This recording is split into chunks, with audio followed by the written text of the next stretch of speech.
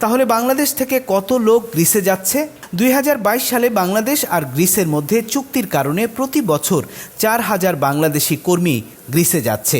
কর্মীরা যাচ্ছে মূলত কৃষি, বন, মৎস্য ও পর্যটন খাতে। গ্রিসের কৃষি খাতেই প্রায় 1,80,000 কর্মীর অভাব রয়েছে।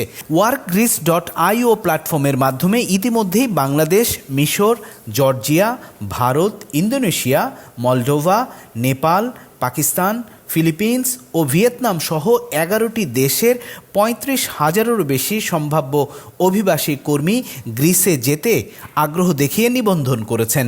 তারপরও সতর্ক থাকা।